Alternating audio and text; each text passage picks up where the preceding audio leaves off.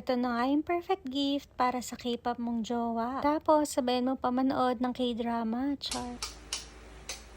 Kung wala ka pa nga naisip na irigalo sa partner mo, tuturuan nga kita. Black bouquet wrapper nga ang gagamitin natin ngayon. At ihahanda na din natin yung mga pinamili natin doon sa may Korean store. Kakailanganin din pala natin dito ng plastic cups, small bilao, glue gun, saka maliit na karton. Sobrang dali nga din gawin itong bouquet na ito. Pagdidikitin lang natin itong plastic cup saka small bilao. Kapag nga okay na siya, pwede na rin natin ilagay itong karton. Itong karton pala yung magsisilbing sandalan kasi medyo malalaki yung mga binili natin. Mas okay nga kung glugan yung gagamitin natin para mas matibay.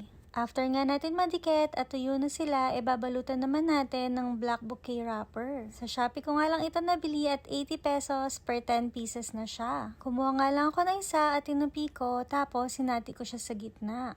Para naman maiba yung design, kinulot-kulot ko lang siya tapos ididikit ko na.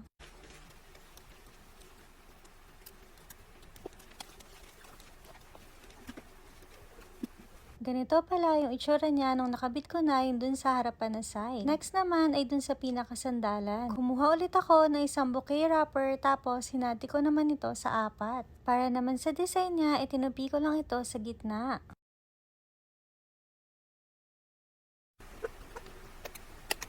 Ganito na nga yung itsura niya nung nalagay na natin yung bouquet wrapper doon sa may part ng likuran. Syempre, masagawa naman kung di natin lalagyan itong ilalim kaya nilagyan ko na rin. At para mas maganda nga, ilalagay na natin itong ribbon na red. Ganda din yung naging outcome na design na to. And finally, pwede na nga natin ilagay yung mga Korean foods na nabili natin. Gawa ko nga ito kaya syempre magagandahan na naman ako. Char.